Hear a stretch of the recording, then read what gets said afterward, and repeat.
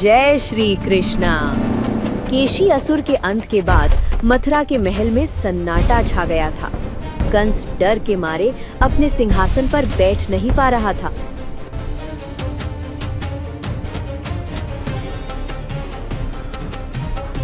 उसने समझ लिया था कि वृंदावन में मौत उसकी तरफ बढ़ रही है। कंस ने आखिरी दांव खेलते हुए अपने एक मायावी असुर को बुलाया, व्योमासुरा। व्योमासुरा आसमान का असुर था।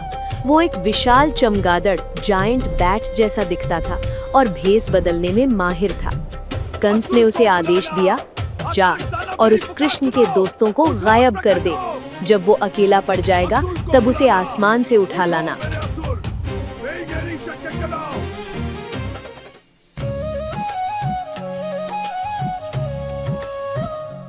इधर वृंदावन में कृष्ण और उनके सखा यानी दोस्त पहाड़ियों के पास चोर सिपाही का खेल खेल रहे थे। कुछ ग्वाले चोर बने थे और कुछ सिपाही यानी पुलिस। खेल बहुत मजेदार चल रहा था। तभी वहाँ व्योमासुरा एक ग्वाल बाल का रूप धारण करके आ गया। किसी को उस पर शक नहीं हुआ। व्योमासुरा चोर बन गया। मैं शामिल हो गया। हाँ, सब शामिल हो गए। ठीक है, अब खेल शुरू। जैसे ही सिपाही बने बच्चे छुपने गए, व्योमासुरा ने उन्हें चुपचाप पकड़ा और आसमान में उड़ गया। और बच्चों का गायब करना।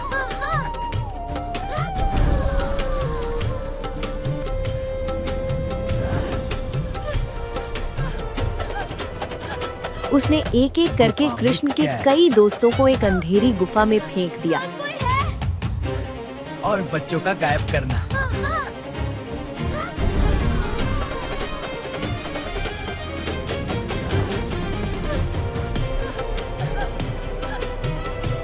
गुफा में कैद।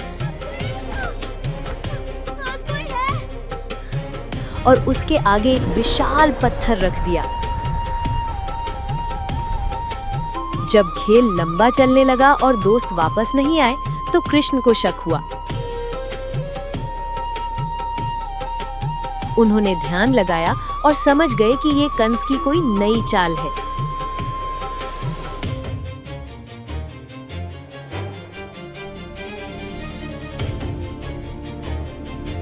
कृष्ण ने उस नए ग्वाल बाल को ध्यान से देखा। उसके पैरों के निशान जमीन पर नहीं पड़ रहे थे।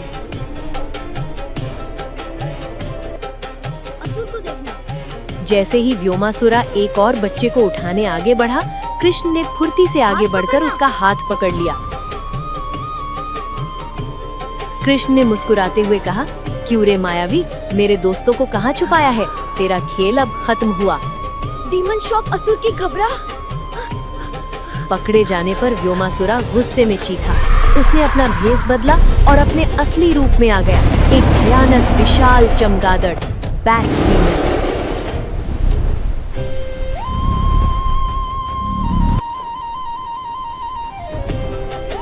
असुर ने कृष्ण पर अपने बड़े बड़े पंखों से हमला किया, लेकिन कृष्ण अपनी जगह से 1 इंच भी पीछे नहीं हटे।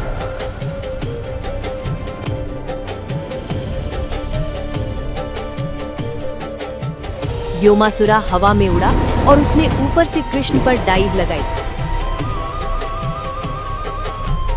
गोता लगाना नहीं। कृष्ण ने एक तरफ हटकर असुर का हमला खाली कर दिया। असुर ने घूमकर दोबारा हमला किया, पर इस बार कृष्ण ने हवा में छलांग लगाई और उसके दोनों विशाल पंख पकड़ लिए।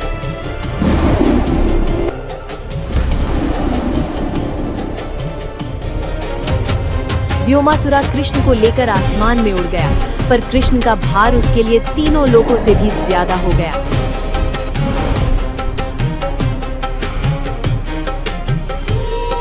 कृष्ण ने आसमान में ही उस असुर को पकड़कर गोल गोल घुमाना शुरू कर दिया। असुर की चीखें निकल गईं और फिर कृष्ण ने उसे पूरी ताकत से जमीन की तरफ फेंक दिया। धड़ाम!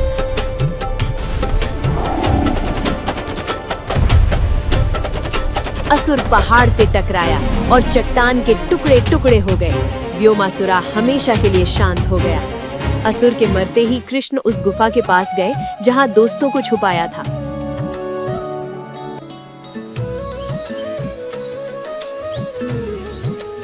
कृष्ण ने अपनी एक उंगली से उस विशाल पत्थर को हटा दिया और अपने सभी मित्रों को आजाद किया।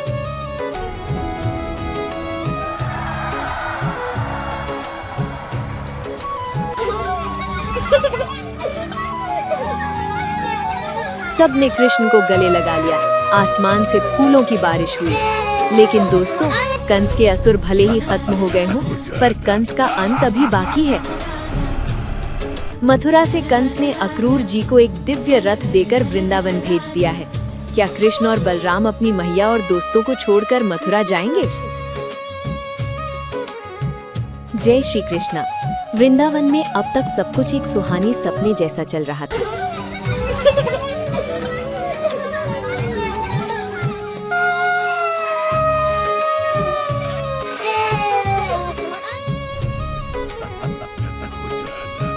पर हर सपना कभी न कभी टूटता जरूर है। मथुरा में कंस अपने सभी असुरों की मौत से बौखला गया था। जब ताकत काम नहीं आई तो उसने छल का सहारा मेरी लिया। आज्ञा है, तुम अभी उसके पास जाओ और याद रखना कोई चूक नहीं। कंस ने मथुरा में एक विशाल धनुष यज्ञ का आयोजन किया। उसने तय किया कि वो वृंदावन के नंद बाबा और कृष्ण बलराम को सम्मान के बहाने मथुरा बुलाएगा और वही उनका अंत कर देगा। इस काम के लिए उसने यदुवंश के एक परम ज्ञानी और भक्त अक्रूर जी को चुना। कंस ने अक्रूर को आदेश दिया, जाओ और उस कृष्ण को इस रथ में बिठाकर कल ही मथुरा ले आओ। अक्रूर जी जानते थे कि कंस की नीयत क्या है, पर उनके हृदय में तो परम आनंद था। वो सोच रहे थे, आहा, मेरे कितने अच्छे भाग्य हैं। आज मैं उन प्रभु के दर्शन करूंगा जिनके लिए बड़े बड़े ऋषि मुनि तरसते हैं। अक्रूर जी रथ पर बैठकर वृंदावन की ओर निकल पड़े। उनका रथ हवा से बातें कर रहा था, पर उनका मन रथ से भी तेज भागकर कृष्ण के पास पहुंच गया था।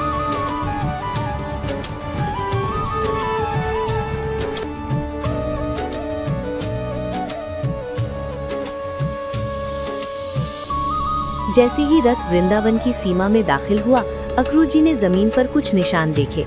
वो धूल में छपे कृष्ण के चरण चिन्ह थे, जिन पर ध्वजा, वज्र और कमल के निशान थे। अक्रूर जी अपने आप को रोक नहीं पाए। वो चलते रथ से कूद पड़े।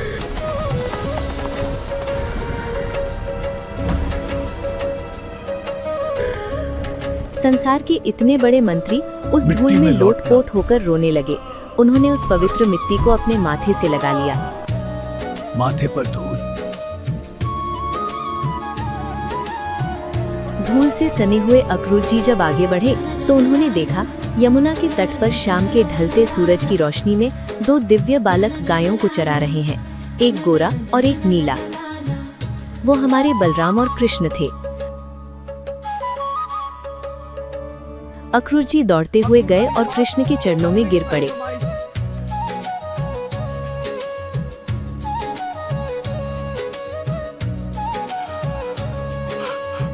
कृष्ण ने उन्हें उठाया, उनके आंसू पोंछे और अपने हृदय से लगा लिया। कृष्ण सब जानते थे, फिर भी उन्होंने पूछा, कहिए काका, मथुरा से आना कैसे हुआ? अक्रूर जी ने रोते हुए कंस का सारा षड्यंत्र बता दिया।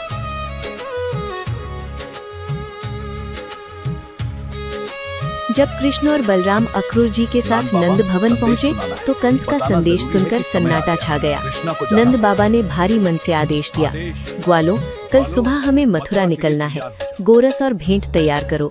लेकिन जैसे ही ये खबर अंदर गई, यशोदा मैया, हाँ, क्या हुआ बेटा? एक जरूरी खबर है। नहीं, नहीं, नहीं, नहीं, नहीं। मैया यशोदा चक्कर खाकर गिर पड़ी। यशोदा मैया फूट फूट कर रोने लगी। नहीं, मैं अपने लल्ला को उस पापी कंस के पास नहीं जाने दूंगी। वो मेरे फूल से बच्चे को मार डालेगा। और जब ये खबर वृंदावन की गलियों में पहुंची तो मानो वहां की सांसें ही रुक गईं। खबर फैल गई, सबको बताओ, जल्दी भागो, घर घर जाकर बताओ। गोपियां अपने घरों से बाहर आ गईं। उनकी आंखों से नदियां बहने लगी।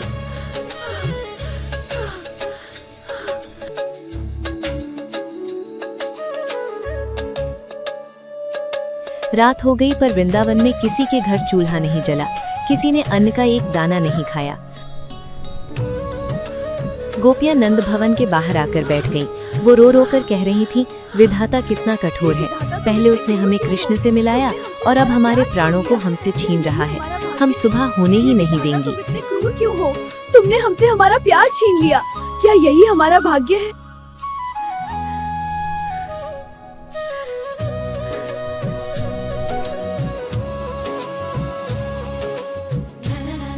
लेकिन समय किसी के रोके कहाँ रुकता है। काली रात बीती और भयंकर सुबह का सूरज निकल आया। मैया यशोदा रो रो कर कृष्ण का माथा चूम रही थी। अक्रूर जी का रथ तैयार खड़ा था। कृष्ण और बलराम ने अपने पीले और नीले वस्त्र पहने।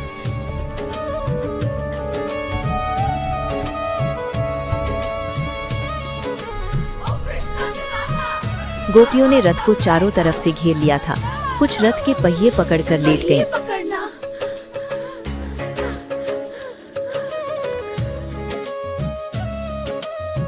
रुक जाओ, कृपया हमें हमसे बिछड़कर हम मर जाएंगे। I cannot save them. The fate is sealed. जय श्री कृष्ण। वृंदावन की उस सुबह का सूरज तो निकला, पर उसमें कोई रोशनी नहीं थी। ऐसा लग रहा था जैसे सृष्टि रो रही हो। अक्रूर जी का रथ तैयार खड़ा था। कृष्ण और बलराम रथ पर सवार होने के लिए आगे बढ़े।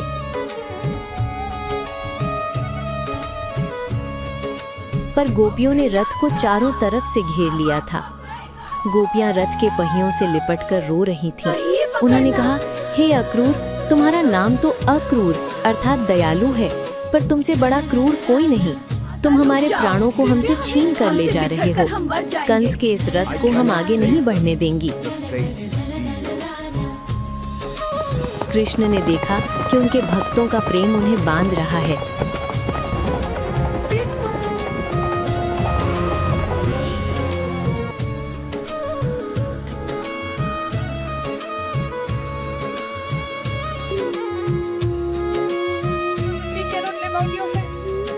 कृष्ण रथ से नीचे उतरे और उन्होंने गोपियों को समझाया, गोपियों, रोना बंद करो। मैं शरीर रूप में भले ही मथुरा जा रहा हूँ, पर मेरी आत्मा हमेशा वृंदावन में तुम्हारे पास ही रहेगी। ये मेरा वादा है। लेकिन मैया यशोदा का क्या, जो अपने लल्ला के बिना एक पल नहीं रह सकती थी। यशोदा मैया फूट फूट कर रोने लगी। उन्होंने कृष्ण का माथा चूमा, उन्हें सीने से लगाया और बेहोश होकर जमीन पर गिर पड़ी।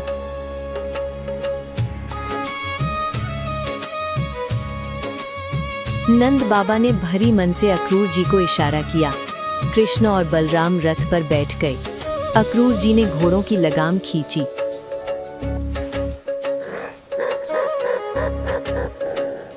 रथ आगे बढ़ा।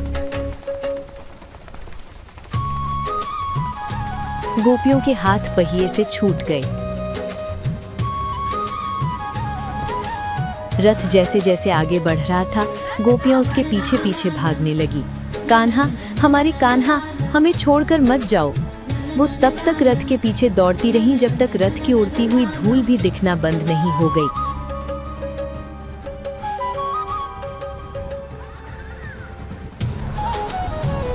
वृंदावन आज हमेशा के लिए सूना हो गया।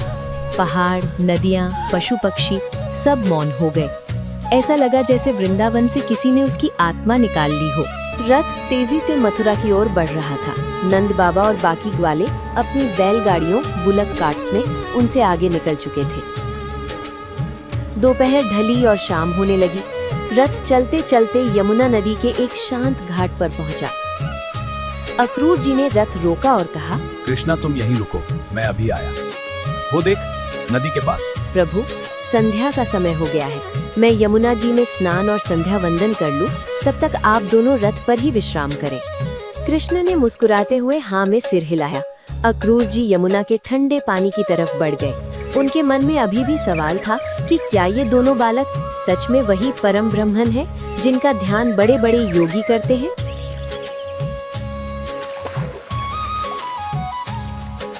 अक्रूर जी ने जैसे ही यमुना के पानी में डुबकी लगाई और अपने नेत्र यानी आईज खोले तो उनके होश उड़ गए। उन्होंने पानी के अंदर देखा कि कृष्ण और बलराम तो वहाँ पानी के भीतर बैठे हैं। अक्रूर जी घबरा गए। उन्होंने सोचा, अरे ये दोनों बालक रथ से पानी में कब आ गए, कहीं डूब तो नहीं गए। वो घबराकर तुरंत पानी से बाहर निकले और रथ की तरफ देखा, पर रथ पर तो कृष्ण और बलराम शांति से बैठे मुस्कुरा रहे थे। अक्रूर जी उलझ गए। उन्होंने सोचा, तो फिर पानी के अंदर कौन था। उन्होंने अपना संदेह दूर करने के लिए दोबारा पानी में डुबकी लगाई।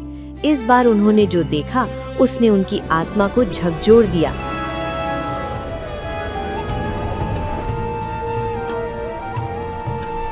इस बार पानी के अंदर कोई साधारण बालक नहीं थे। उन्होंने देखा कि हजारों फन वाले शेषनाग पर शंख चक्र गदा पद्म धारण किए हुए स्वयं चतुर्भुज नारायण विराजमान हैं। देवता और गंधर्व उनकी स्तुति कर रहे हैं। अक्रूर जी समझ गए कि जो रथ पर बैठे हैं वो सृष्टि के स्वामी हैं। उन्होंने पानी के अंदर ही भगवान की आरती उतारी।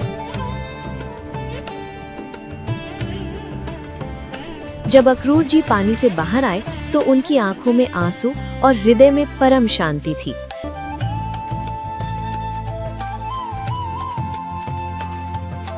कृष्ण ने अनजान बनते हुए पूछा, काका, क्या पानी के अंदर आपने कोई अजीब चीज देखी?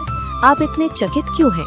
अक्रूर जी ने हाथ जोड़कर कहा, प्रभु, जो अजीब और अद्भुत है वो तो मेरे सामने रथ पर ही बैठा है। हे कृष्ण, आपकी कृपा से मेरा जीवन भी धन्य हो गया है। रथ फिर आगे बढ़ा और कुछ ही देर में उनके सामने एक विशाल और चमकता हुआ नगर दिखाई दिया। उसकी ऊंची ऊंची दीवारें और बड़े दरवाजे किसी किले जैसे थे।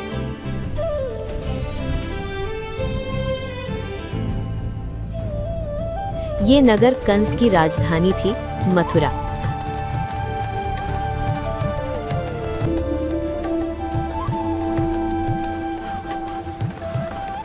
जय श्री कृष्ण। अक्रूर जी के साथ यमुना तट से निकलकर कृष्ण और बलराम मथुरा के मुख्य द्वार पर पहुंचे। मथुरा एक विशाल और समृद्ध नगर था। उसकी ऊंची ऊंची दीवारें, बड़े दरवाजे और सुंदर महल देखकर ग्वाल बाल चकित रह गए।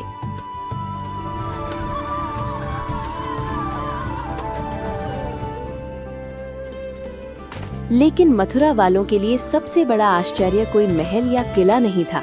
उनके लिए आश्चर्य थे वो दो दिव्य बालक जो रथ से उतरकर पैदल ही नगर भ्रमण यानी सिटी टूर के लिए निकल पड़े। कृष्ण और बलराम की सुंदरता ऐसी थी कि जो उन्हें देखता वो देखता ही रह जाता। मथुरा की स्त्रियां और गोपियां अपने घरों की छतों और झरोखों पर दौड़ आईं। कोई श्रृंगार कर रही थी तो वैसे ही आधे श्रृंगार में भागी आईं। कोई खाना खा रही थी तो खाना छोड़कर आईं। मथुरा वासी आपस में बातें करने लगे। कृष्ण के बारे में सुना है? हाँ, मुझे भी आशा है। अरे वो देखो, हमें देखेंगे। ये वही बालक हैं जिन्होंने पूतना और अघासुर को मारा है। कितने सुंदर हैं। कंस कितना पापी है जो इन फूल से बच्चों को मारना चाहता है। कृष्ण सबको देखकर मुस्कुराते हुए आगे बढ़ रहे थे। घूमते घूमते कृष्ण और बलराम ने देखा कि सामने से कंस का राजक यानी शाही धोबी या रॉयल वॉशरमैन आ रहा है। उसके पास कंस के सुंदर और कीमती कपड़ों का गट्ठर था। कृष्ण को अपने दोस्तों के लिए कुछ अच्छे कपड़े चाहिए थे। उन्होंने बड़े ही प्रेम से उस धोबी से कहा, धोबी जी रुकिए। अरे क्या बात है? हे भैया, हम बाहर से आए हैं, क्या तुम इनमें से कुछ कपड़े हमें दे सकते हो? ईश्वर तुम्हारा भला करेगा। लेकिन वो धोबी कंस का नौकर था। उसमें कंस जैसा ही अहंकार था। उसने गुस्से में कृष्ण का अपमान करते हुए कहा, ए गवार ग्वालो, तुम्हारी हिम्मत कैसे हुई कंस महाराज के कपड़े मांगने की? तुम लोग तो जंगल में जानवरों के साथ घूमने वाले हो। तुम्हारी औकात नहीं है इन राजसी वस्त्रों को पहनने की। चुपचाप यहाँ से निकल जाओ, वरना मरवा दूंगा। कृष्ण को गाली और अपमान बिल्कुल बर्दाश्त नहीं है। दोस्तों का गुस्सा। जब अहंकार सीमा पार कर गया तो कृष्ण ने एक पल भी नहीं लगाया। कृष्ण ने हवा की तेजी से अपने हाथ का एक जोरदार प्रहार उस धोबी की गर्दन पर किया और एक ही झटके में उस अहंकारी धोबी का सिर धड़ से अलग होकर जमीन पर गिर पड़ा। धोबी के गिरते ही उसके साथी डर के मारे कपड़े छोड़कर भाग गए। कृष्ण और बलराम ने वो कीमती वस्त्र अपने ग्वाल बालों में बांट दिए, लेकिन वो कपड़े बड़े थे और ग्वालों को ठीक से फिट नहीं आ रहे थे। तभी वहाँ एक शांत श्री और कृष्ण, मैं भक्त आपकी सेवा दर्जी में आया हूँ। यानी टेलर सामने आया। दर्जी ने जब ईश्वर को अपने सामने देखा तो उसका हृदय प्रेम से भर गया। उसने आगे बढ़कर कहा, श्री कृष्ण, मैं आपकी सेवा प्रभु, में मेरा आया हूँ। जीवन धन्य हो गया, कृपया मुझे सेवा का मौका दे। उसने अपनी कैंची और सुई धागे से तुरंत उन कपड़ों को कृष्ण, बलराम और दोस्तों के नाप का बना दिया। उन्हें सुंदर पहनावे से सजा दिया। कृष्ण उस दर्जी की निष्काम सेवा से इतने प्रसन्न हुए कि उन्होंने उसे वहीं पर परम धन, बल और जीवन के बाद वैकुंठ लोक का आशीर्वाद दे दिया। ईश्वर सच्ची नियत से की गई छोटी सी सेवा का भी कितना बड़ा फल देते हैं। आगे चलते हुए कृष्ण और बलराम सुदामा नाम के एक माली यानी गार्लैंड मेकर के घर पहुंचे। ये सुदामा उनके बचपन के सखा नहीं बल्कि मथुरा के फूल वाले थे। सुदामा को जब पता चला कि सृष्टि के स्वामी उसके आंगन में आए हैं तो उसकी आंखों से आंसू बहने लगे। सुदामा ने तुरंत उन्हें आसन पर बिठाया, उनके चरण धोए और पूरे घर में वो पवित्र जल छिड़का। फिर उसने अपने सबसे सुंदर महकते हुए फूलों की ताजी मालाएं कृष्ण और बलराम के गले में पहना दी। कृष्ण ने सुदामा माली को भी अपने परम भक्त होने का आशीर्वाद दिया। मथुरावासी ये सब देखकर समझ गए कि ये बालक दीनों नाथों के नाथ हैं। दिन ढलने वाला था, नगर भ्रमण पूरा हो चुका था। अब बारी थी उस काम की जिसके लिए कंस ने उन्हें बुलाया था। कृष्ण ने मथुरा वालों से पूछा, भाइयों, ये बताओ, कंस ने जो विशाल धनुष रखा है उसकी शाला कहाँ है? उस दिशा में क्या है? वहाँ बहुत खतरा है राजकुमार, फिर भी मुझे देखना होगा। नहीं, लोगों ने इशारे से एक विशाल इमारत की तरफ इशारा किया। कृष्ण और बलराम एक शेर की चाल चलते हुए उस धनुषशाला की ओर बढ़ चले।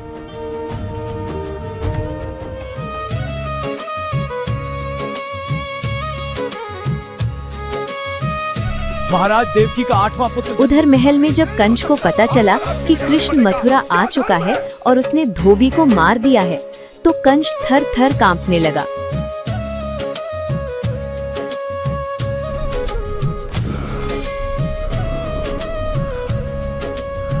क्या कृष्ण उस विशाल शिव धनुष को उठा पाएंगे?